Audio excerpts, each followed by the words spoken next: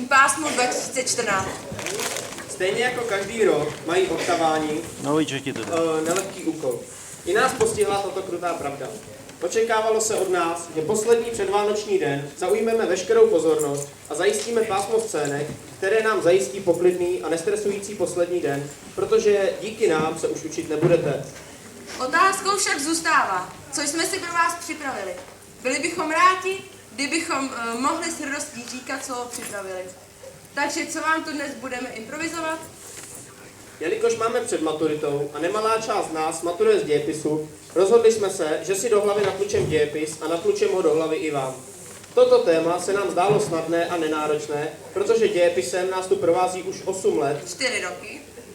Snadné to nebylo. Velkou motivací nám však byla paní učitelka Trfilová, která do nás dějepis celých 8 let v hodinách češtiny vlévá, sype, zatlouká a vpravuje do žil tak silně a usilovně, že snad nemůže být člověk, který po 8 letech její bezkonkurenčně nejlepší češtiny nezná dějiny, natož pak ty české. Za neznalost dějin jsou studenti nazýváni různými jmény, pojmy či dokonce větnými frázemi, jako například: vy byste měl zalézt do kanálu mezi krysy a už nikdy se neukazovat na světle. Nebo s takovými znalostmi byste měli být nesvéprávní, protože jestli tohle může volit, kam ta republika a svět spěje. Kdo nezažil, neuvěří. Chceme tedy, aby vám dnešní dopoledne, kromě toho, že máte free time a sedíte v těch ošklivých tvrdých lavicích a nemusíte trávit poslední školní roční den naslouchání mouder a pouček, dalo i něco z historie, protože všichni bez výjimek budete dějepis ještě potřebovat. Což vám upřímně řečeno nezávidíme. Dávejte tedy dobrý pozor, protože historie se neopakuje a nikdy se nezměnila. A naše pásmo by vám mohlo zanechat pár podstatných dat z 20. století v Kedlubnách, abyste pak dějepisáře a češtináře mohli vyškolit. Omluvte případné drobné prodlevy a chybičky v našich řadách. Kromě historického podtextu a faktů jsme improvizační partička.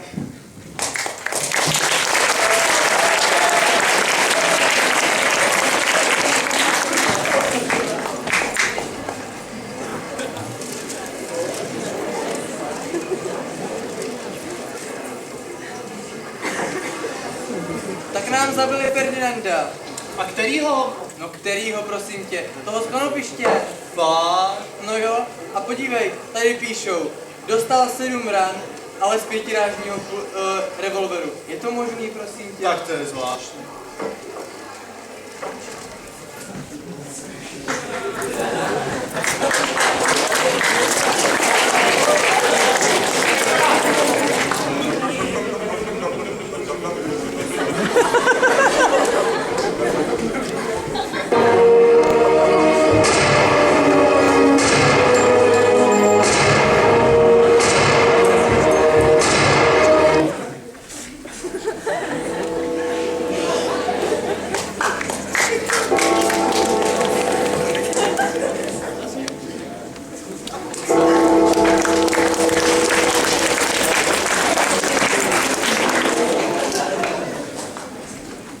Teď jste mohli vidět první scénku. Jednalo se o atentát na následníka rakouského trůnu Františka Ferdinanda de Este. Ten byl zabit v Sarajevu na vojenské přehlídce 28. června 1914. Jeho smrt byla důvodem pro rozpoutání první světové války. Tady jsme vám názorně vysvětlili, proč se všude píše a je známá věta 7 kulí v Sarajevu.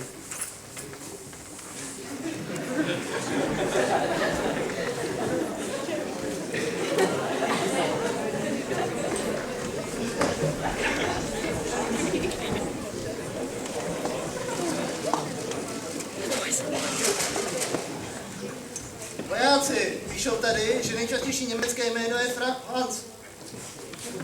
Mám nápad. Připraví na mě pas. Slyšel jsem, že jsou oni disciplinovaní a že oni rádi salutují. Na 3 řeknu Hans a vystřelíme, rozumíte? Ano! 1, 2, 3. Hans! Hans! Znovu. 1, 2, 3. Hans! Hans! Tak to ne, Hanzi, tohle si nemůžeme nechat líbit. Hanzi, jaké je nejčastější francouzské jméno? Pane, nevím, pane, ale myslím si, že by to mohlo být jméno Hans. Teda Pierre, pane.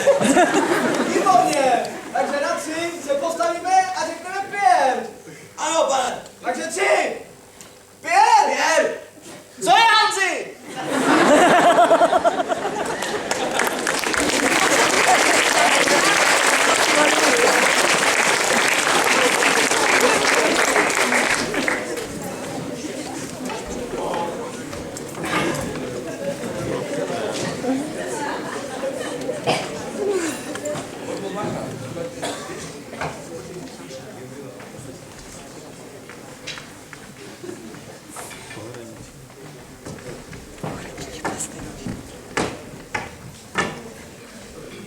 Zima! Vodka? Tak si kamarádiš. Šmára, to je hrozný, mě tady furt svítí do očí, to je fakt hruza. Hele, Tak jo. Hele, tak to zkusíme na druhé straně. mám záleží na hlavu.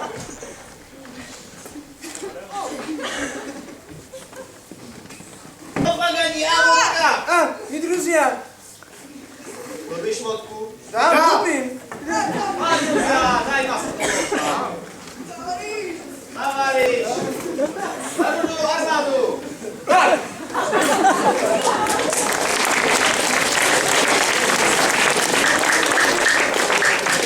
Scénka Legionáři pochází z první světové války, která se odehrávala od roku 1914 do roku 1918. Byla to válka mezi Dohodou a Trojspolkem. Mezi Dohodu patřila Velká Británie, Rusko, Francie, USA a další, a do Trojspolku patřilo Rakousko, Uhersko, Německo a Bulharsko. Byly zde 3 fronty, východní, západní a jižní.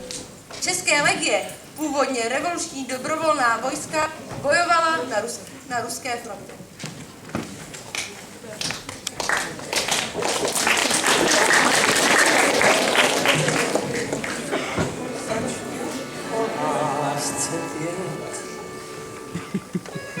A ona řekne mi, pěvče, kéž by vám bylo let. Když si půjde jednu. Řeknu.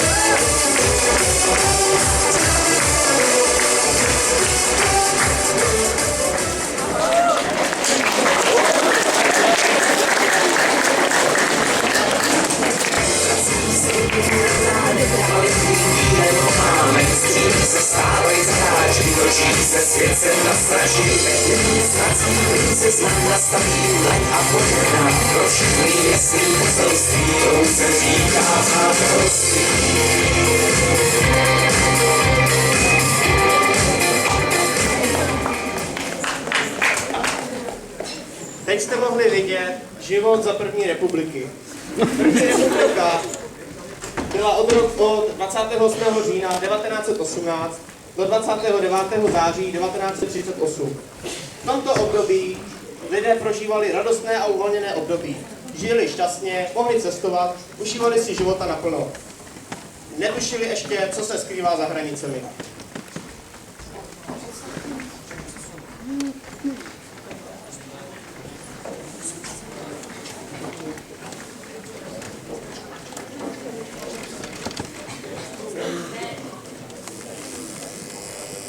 Nyní vám ukážeme scénu Pátečníci.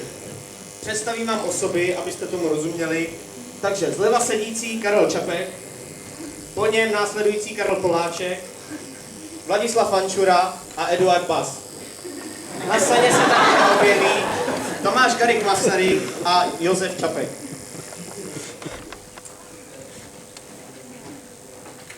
Koukám, Vančuro, že jste si pořídil nové boty. Ano, dobrý postřeh. Koupil jsem je teprve nedávno, v tom krámku na Malé Straně, však víte. Jenom je otevřený. Ano, velice pěkné boty. Ano, vypadají jako boty pro teplé muže. Pane kolego, já si myslím, že jsou velice pěkné a myslím si, že podle bot lze soudit povahu člověka. Karle, pojď mi pomoct na zahradu.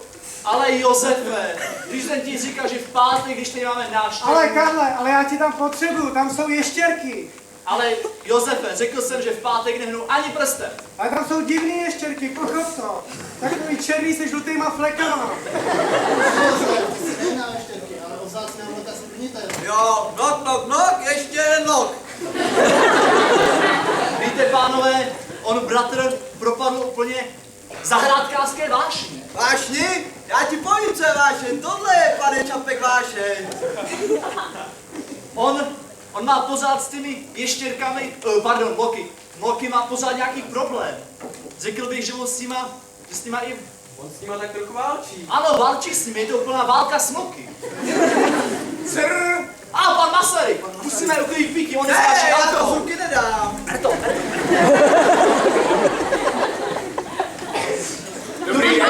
Dobrý den, pane Masaryk, můžete se tady posadit na židli. No, dobrý den. Velice mě těší, pane prezidente.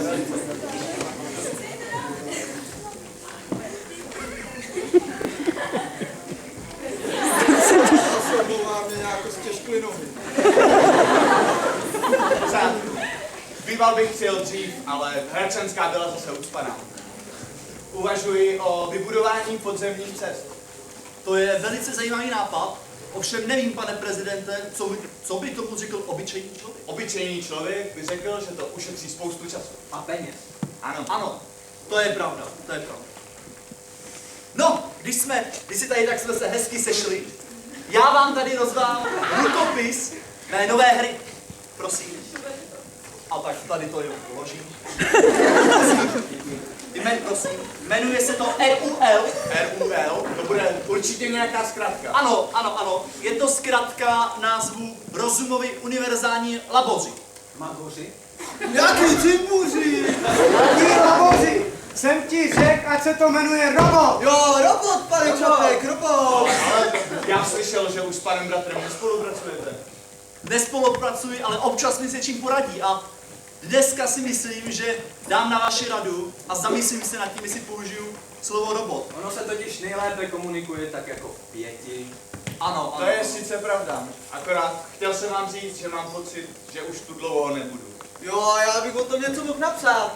Třeba, že nás tady bylo 1, 2, 3, 4. Bylo nás tady 5.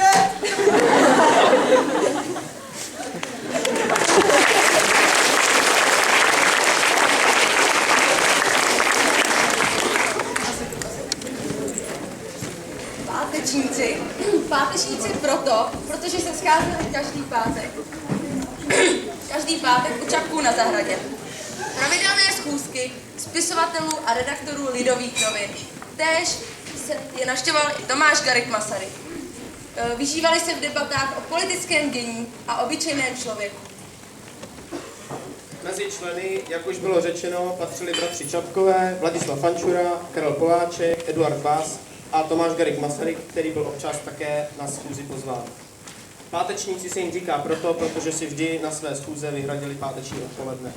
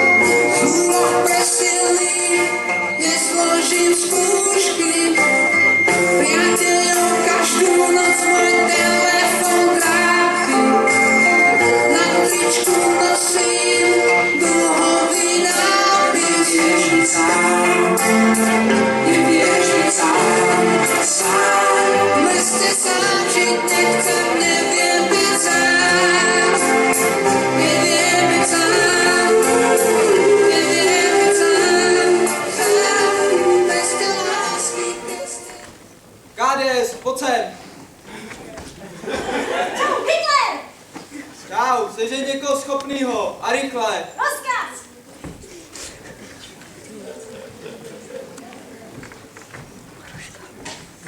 Pane Führer? Pan Himmler. Kades, běž pryč. Čau, Hitler! Jmenuji vás na velitele jednotek SS. Mein Führer, vielen Dank. Budete mojí pravou rukou. Na moje mě už bolí. Kamarád mi skáčí nedál víc než dál.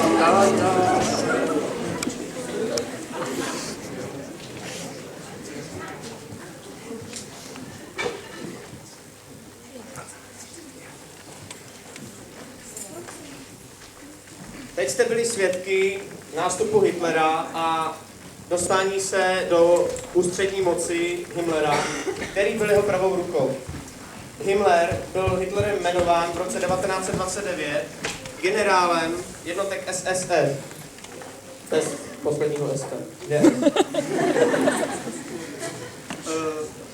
SS byly jednotky Hitlerovy osobní stráže, která zpočátku měla jen pár desítek členů, ale jak válka probíhala, tak se dostávala až do stovek. Teď uvidíte scénu z Mnichova, která je důležitá i pro české dějiny.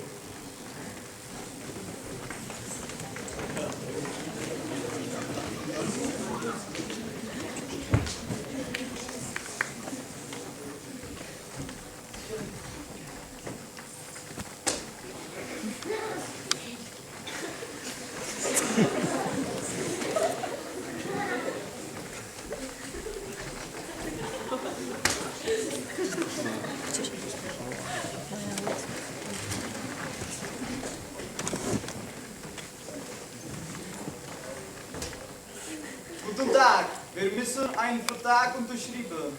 Dobrý den! Sešli jsme se zde, abychom podepsali pro mne velice významnou dohodu. Morte i panini. Myslím si, že bychom měli Sudety připojit k vaší říši. Je suis le pape, le frère baguette. Chlapi, včera jsem byl na nechtech u Piera. Ten je pak luxusně upravil, hrebeček jeden. This guy has very nice mustache. To je velmi dobré vědět, ale přesuňme se k našemu tématu. Můžete k nám k tomu říct něco víc? Ich habe eine gute Pläne. Wir müssen alles Juden und zwei Clownen morden. Mám velmi důležitý plán. Chci, abychom vyhladili všechny Židy a 2 klauny. Proč klauny? Ich weiß, dass niemand über die Clownen sich interessiert. Víte, já věděl, že Židi nikoho zajímat nebudou.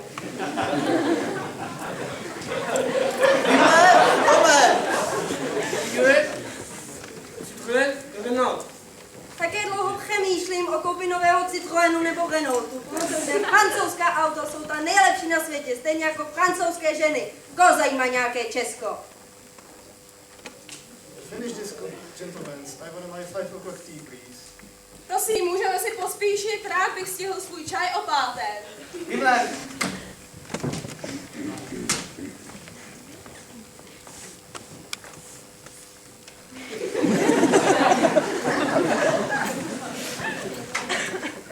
du,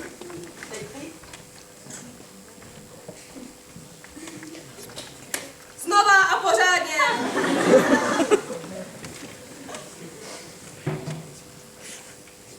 schnell, schnell, schnell. Rychlej, dělej, more!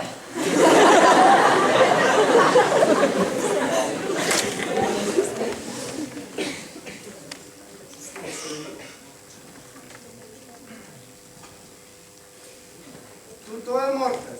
Jsem rád, že jsme se všichni shodli. Ja, vielen Dank. Ano, moc krát vám děkuji. Auf Wiedersehen.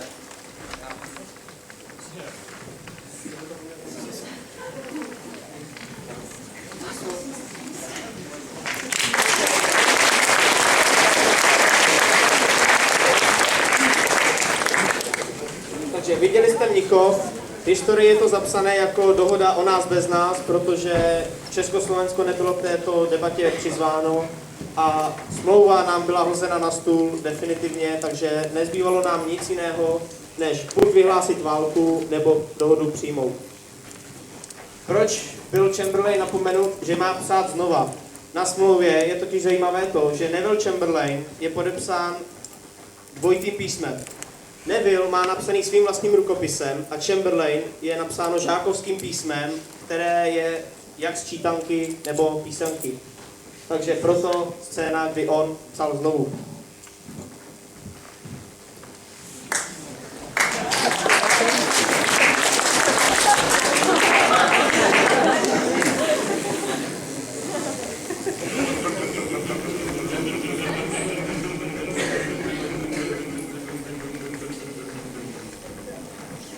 Víte, co se stane, když se skřížit včela a prase? Malá česká člověk, pracovitá, ale svině. Malá česká sičák, která má kajné ánunky v disciplín. Vysmejci se bestie, však my Němci vám ukážeme. Česká voják, mrtvá voják.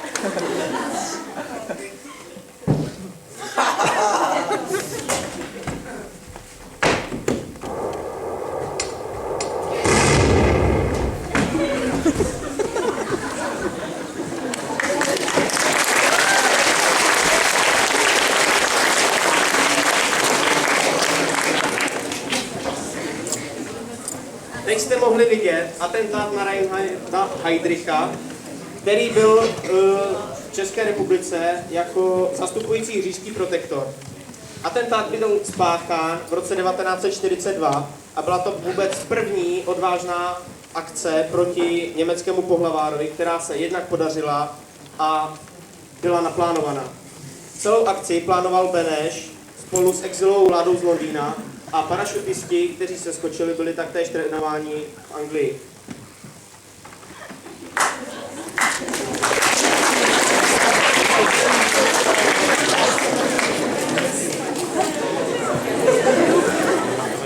Konec války! Konec války!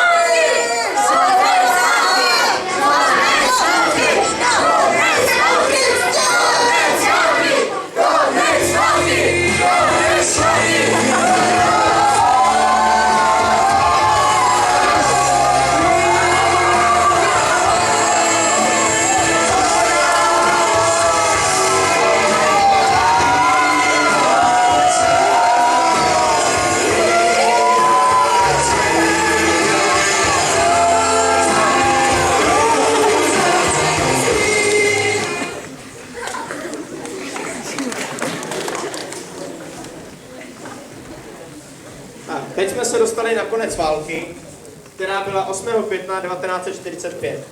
Zajímavostí je, že Praha mohla být osvobozena daleko dříve, jenže dohoda mezi USA a Sovětským svazem neumožnila americké armádě, aby mohla osvobodit Prahu. Takže Američani čekali v Plzni, až se Sověti uráčejí přijít.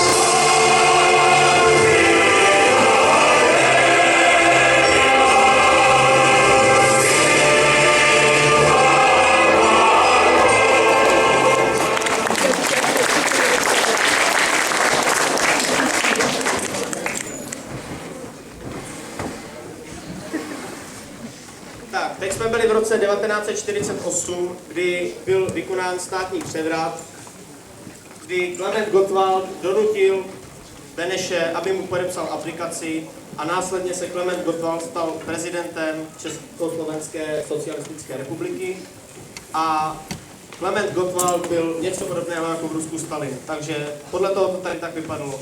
Byly tvrdé poměry, žilo se opravdu těžce a byla to nejtvrdší doba vlastně v dějinách komunismu.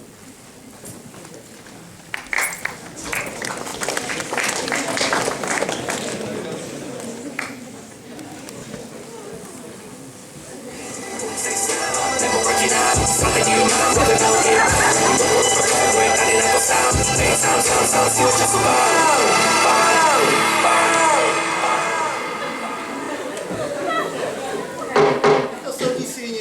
Stráže, přiveďte. Jméno? Lucie Elza Mocná Packová Kňoutová. To je ta, co plivla před ústřední výbor komunistické strany Československa. Ale trošku. Bez milosti, 10 let. Pomoc, spravedlnost. Další. Jméno? Kamil Holinka. Holinka? To je váš otec, co bojoval v ruských legiích? Ale to byl jenom otec. Nezajímá mě to. Ale to Stejná jsem krev. nevěděla. 10 let v nějaký Ne, ne, ne.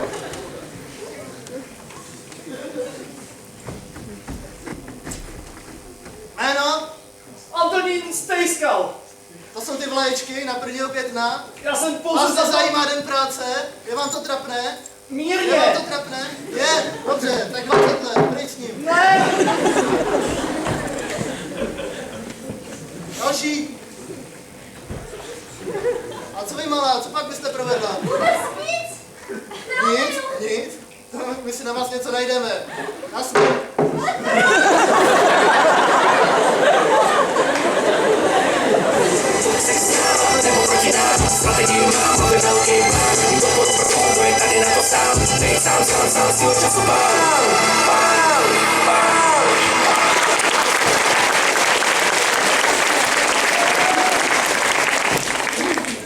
Teď jste mohli vidět naprosto absurdní soudní procesy za doby komunismu.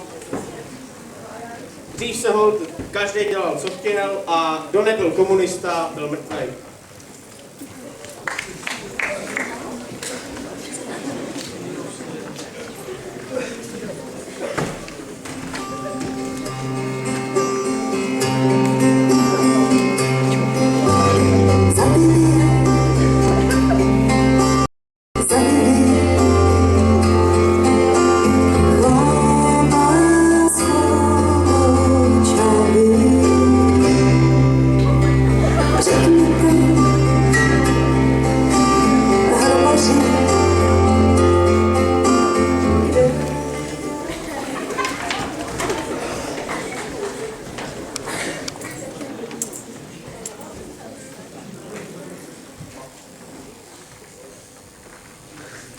Mě nějak bolí u srdce.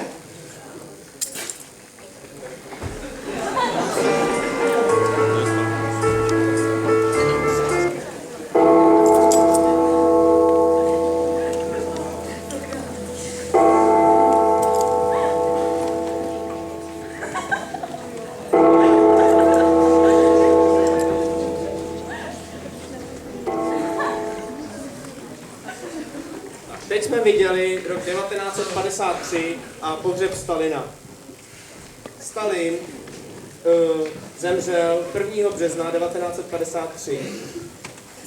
Ochrnul a jeho lůžko hlídalo pár komunistů, kteří se báli, protože Stalin vyhrožoval, že zabije každého, kdo se ho jen pokusí zabít. Na Stalinův pohřeb odcestoval letecky přes námitky lékařů do Moskvy jeho věrný žák, předseda KSČ a prezident Československé republiky Klement Gottwald. Když se o několik dní později vrátil, jeho zdravotní stav se rychle zhoršil a 14. března 1953 zemřel Gottwald také.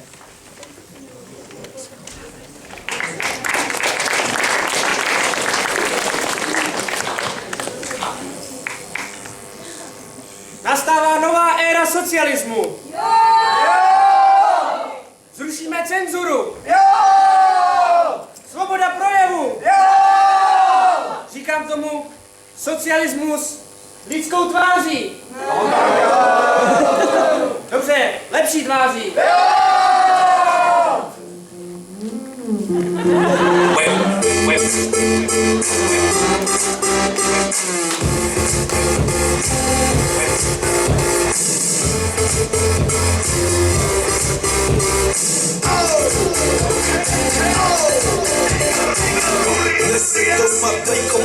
slavit odsudnou obraz.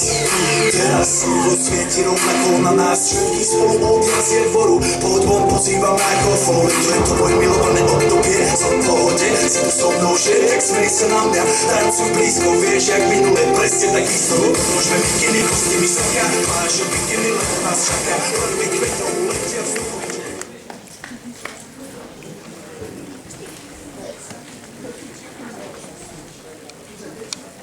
Teď jsme byli v roce... Pražské jaro, rok 1968. Alexandr Dubček se stává prvním tajemníkem ústředního výboru Komunistické strany Československa. Období, které nazýval socialismus lidskou tváří, trvalo zhruba do noci z 20. na 21. srpna roku 1968, kdy přijela vojska Varšavské smlouvy a nastolila tady takzvanou normalizaci, čili vrácení poměrů tak, jak byly dřív, protože Rusku se nelíbilo, jak se Československo uvolňuje a Dubček byl nepříjemný, protože jeho názory se nelíbily Rusku.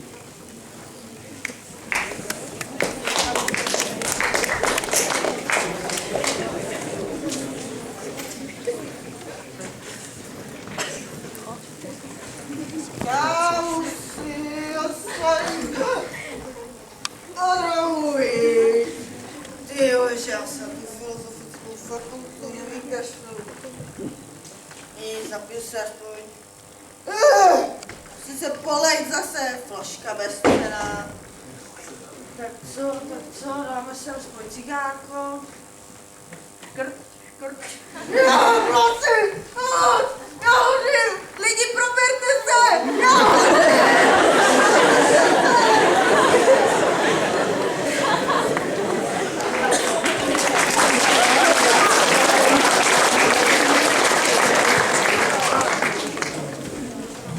Teď jsme byli svědky upálení Jana Palacha. Palach byl student historie a politické ekonomie Filozofické fakulty Univerzity Karlovy, který obětoval svůj život na protest proti potlačování svobod a pasivnímu přístupu veřejnosti po okupaci Československa armádami státu Varšavské smlouvy. Dne 16. ledna 1969 se nešťastnou náhodou zapálil v horní části Václavského náměstí v Praze. S rozsáhlými popáleninami byl převezen do nemocnice, kde po 3 dnech zemřel.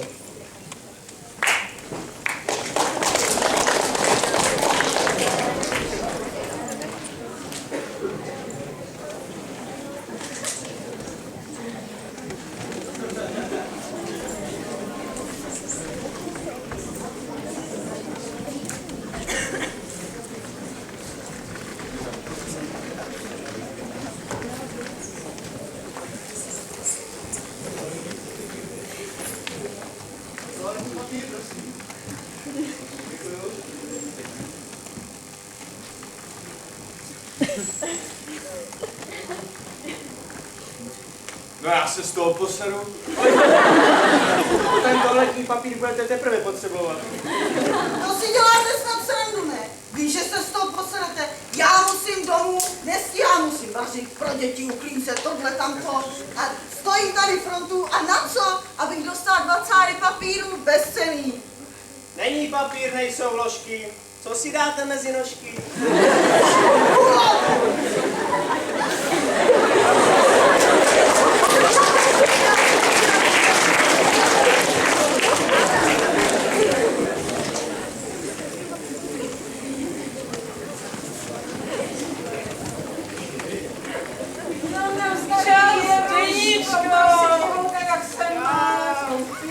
Ale jo, dobrý, co děti povídej, holka?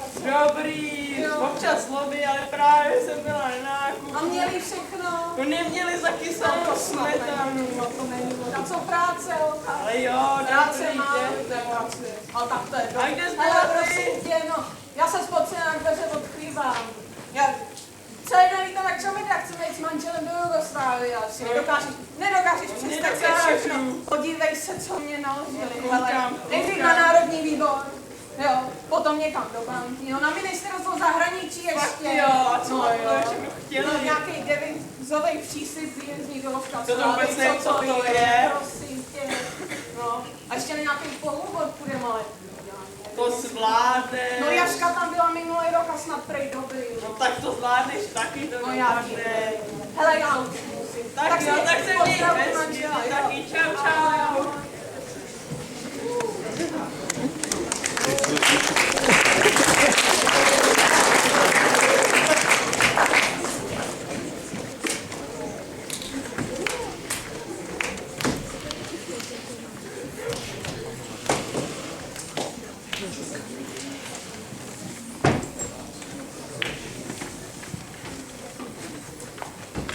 Ahoj, lásko.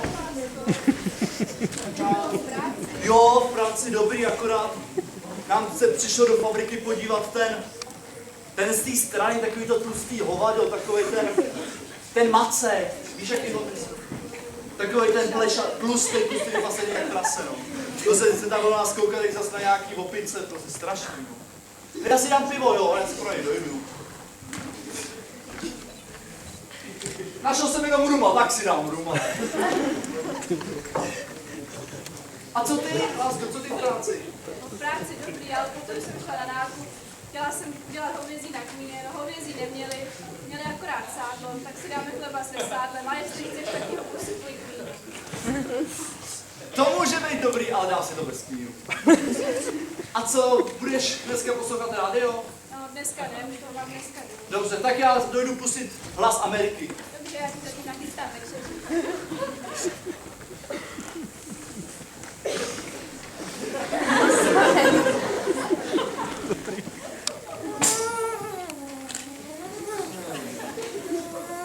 Aktuální zprávy. Členové skupiny The Plastic People of the Universe byli odsouzeni k 18 měsícům vězení. No to je strašný. Oni je odsedí kvůli nějaký blbý hudbě a ještě kvůli tomu, že nosí dlouhý vlasy, to je neskutečný. To je fakt strašný. Ježíš, někdo jde? Lásko, pojď se podívat, kdo to jde. Ježíš, lásko, vypni to rádio. Balte si věci, dneska doma nespíte. Lásko, zbálám kartáček.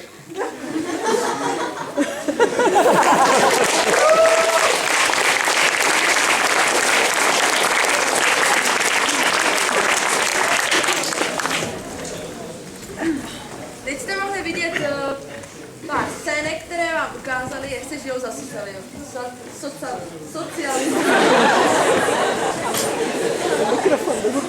No, dřív se holt každou dírou dalo špehovat.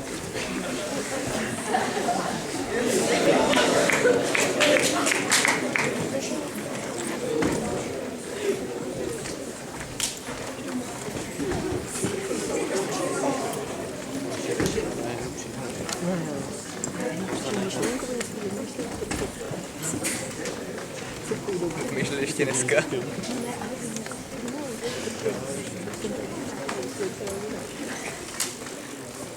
Tak pánové, jaké body ještě zmíníme v té naší chautě? To nevím, ale je to nejnebezpečnější věc, co jsem viděl. Je to úplný úpis krví. Ale podepíšeme se, když už jsme to napsali. Ale už teda nemám, pánové. Stačí pero. Stačí pero. Tu máš vašku.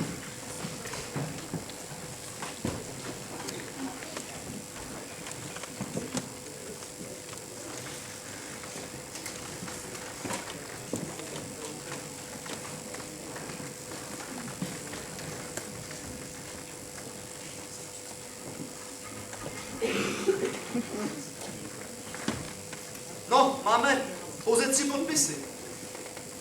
Je čas začít to šířit mezi lidi. Sežeňte někoho, kdo to podepíše. Tak podepsali byste to tady někdo z vás? Chcete to někdo podepsat, paní učitelko?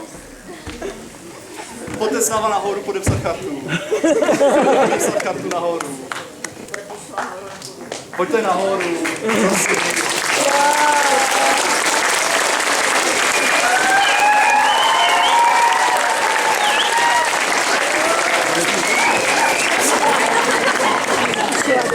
Ne, já jsem neříkal, že to neříkejte, protože to jinak by to zatrhla. Těší mě, háje. Těší mě, Já jsem slyšel, že mě znáte. Já jsem vám mával mě.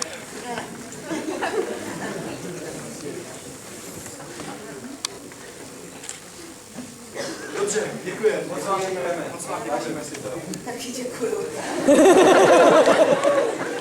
Určitě se vám to vrátí.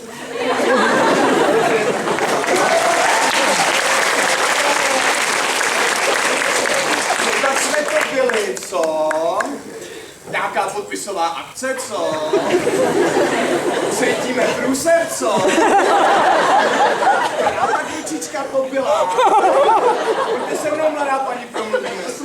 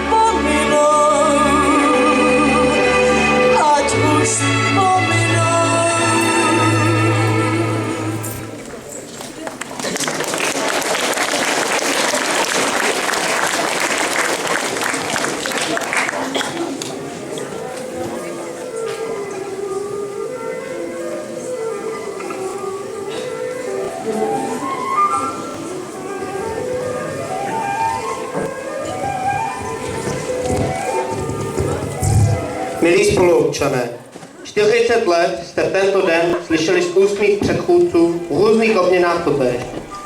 Jak naše země vzkvétá. Kolik dalších tun jsme...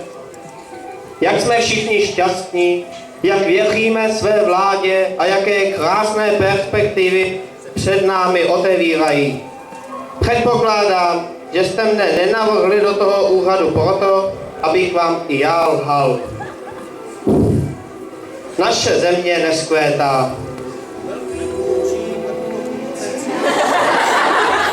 Našich návrhů není smysl. Celá odvětví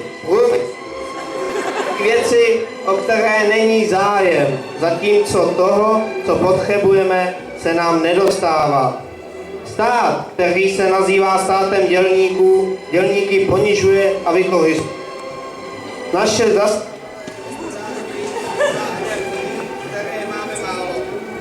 země, která mohla být kdysi hledána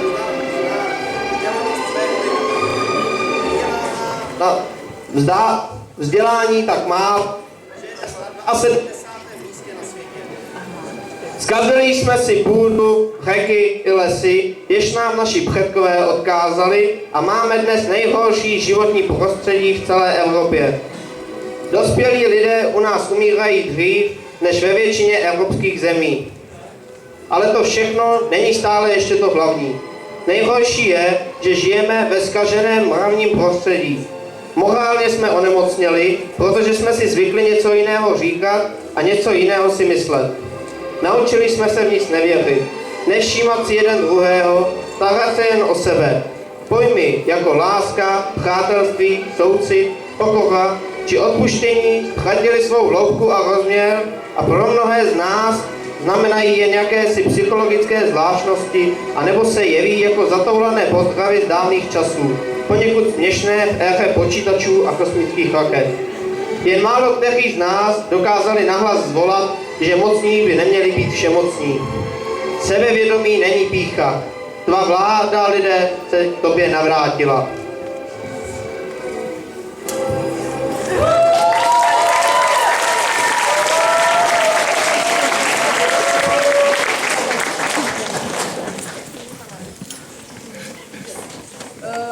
Roku 1990, 1. ledna, byl Václav Havel zvolen jako československý prezident po revoluci roku 1989.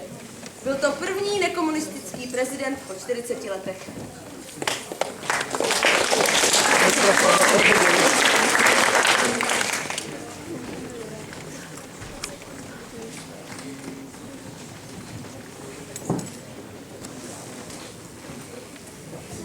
No tak co, pane Mečar? No co pak se zahrajeme dnes? No, já mám taky pocit, že dnes vyhrám, tak čo navrhujete, pán Klaus? No myslím, že to je velmi špatný pocit. Viete čo, ja mám taký nápad. Čo keby sme si zahrali o to, že keď ja vyhrám, tak rozdelíme našu krásnu Československú republiku. Platí.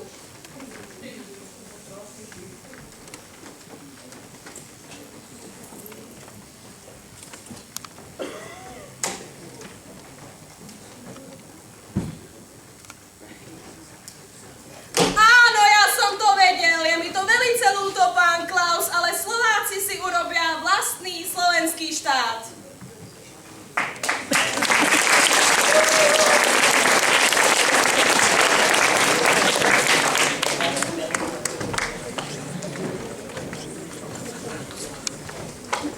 Zlom ve vývoji společného státu byly parlamentní volby v červnu 1992.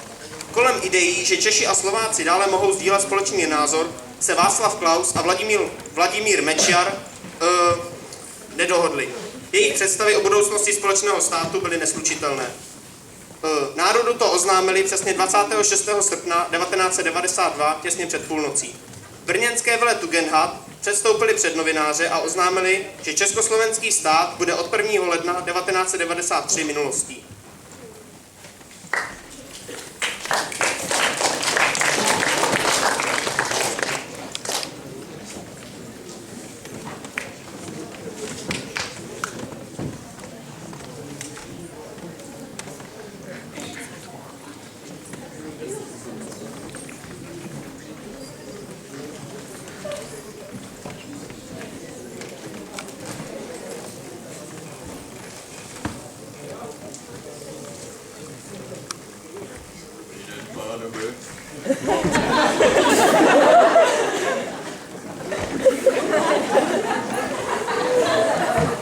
Balíček by nebyl, pane redaktore. A to je škoda. To já bych potřeboval. Vašku, Václavě, rád bych se vás zeptal, víte, ono je to takové zajímavé téma.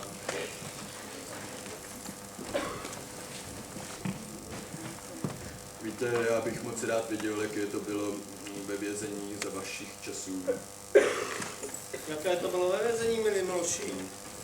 Ve vězení, tam tě naučili všemu, obzvlášť komouší.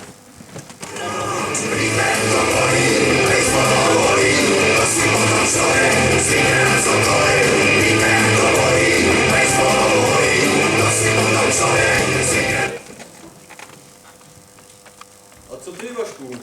Jaké máš teď období? Skončil ti mandát? Co teď děláš jako důchodce prezident? No já si velmi užívám svůj prezidentský důchod, víte pánové, já jsem se dal na sběratelství. Sbírám podpisy a ukážu vám svůj nejnovější kousek. Jestli se chcete podívat. To je velice pěkný kousek. No tady. Václave, já na tebe ale slyšel takovou aféru.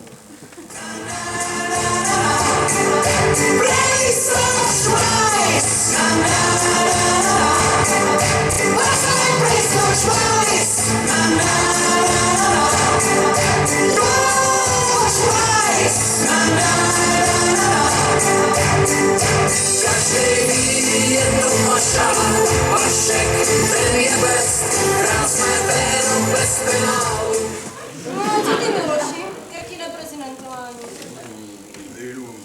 zvolili si mě sami. A není to tak těžké, jak jsem čekal. Víte, no a u toho zvládám i hudbu. Nedávno jsem začal s jednou slovenskou raperkou, takový malý featuring.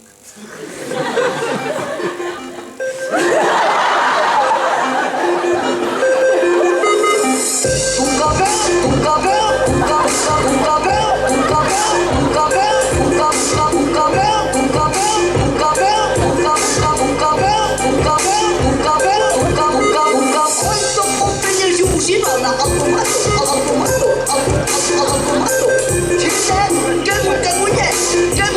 Čemu nie? A čo spravu s peněžami? Počúvajte dobre.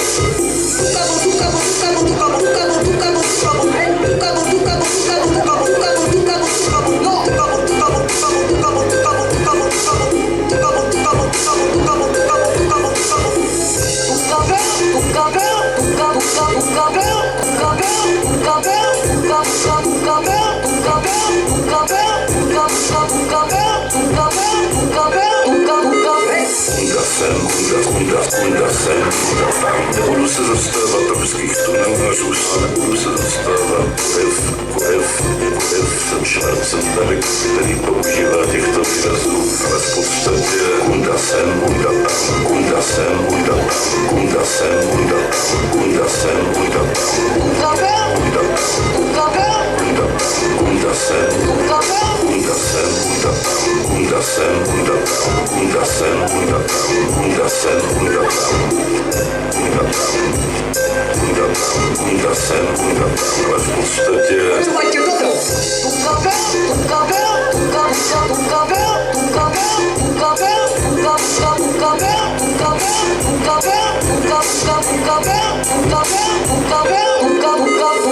to tam je.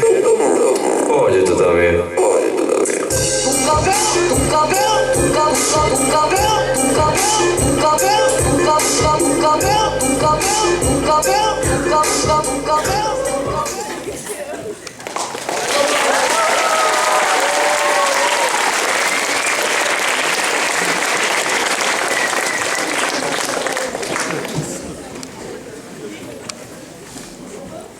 Takže teď jste mohli vidět prezidenty České republiky a jejich typické znaky.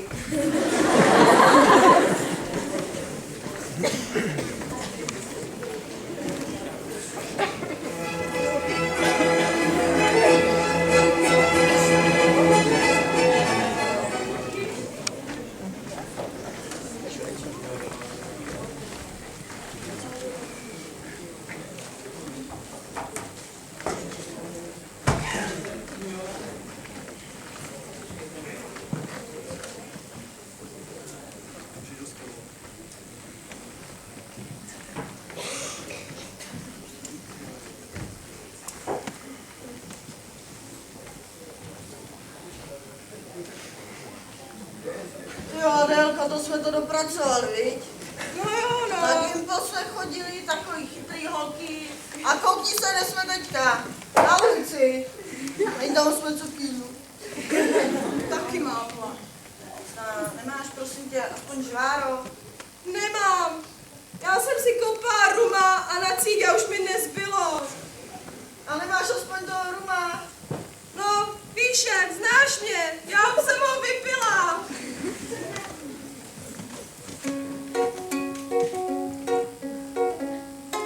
Po 15 letech jediné, co umíme, hrát na ukulele.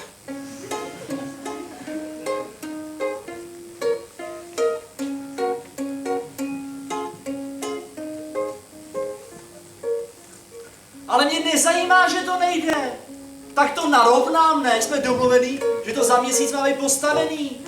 Ale mě to fakt nezajímá, že to nebude. Prostě si to zaplatíte, až to bude hotový a bude to se ztrátou. Mě to nezajímá. Pane kolego, já si myslím, že ta diagnóza je naprosto jasná. Metastáze všude, to je jasný hřbitov. To je báj, to je báj. Zapněte si televizi.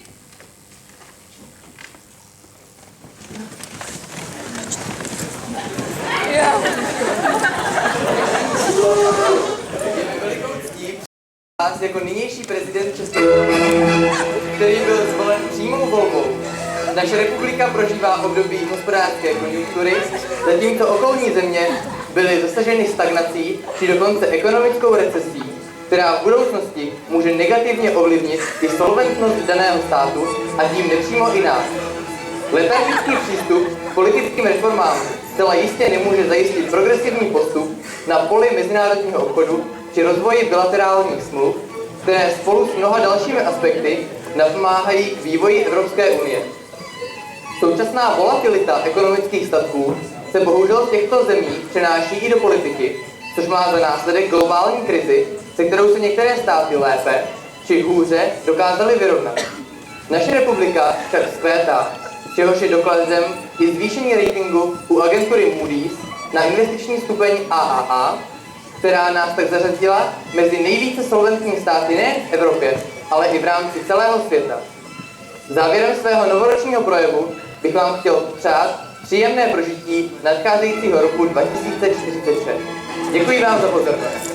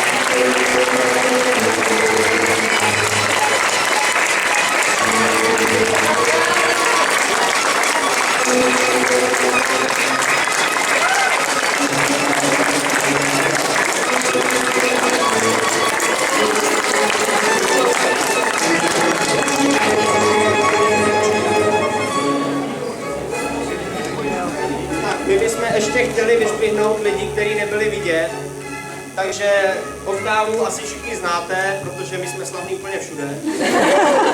Takže lidi, kteří nebyli vidět, mají prostě zásluhy na všem ostatním. Stavba, kulisy, pomáhání při pomůckách a tak dále.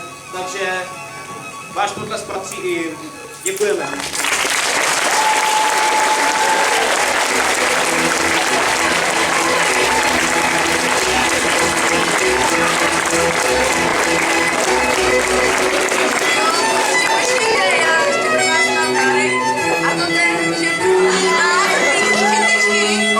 Všechny a jmenovitě ještě Slávy Kyblo a Honza Vertný.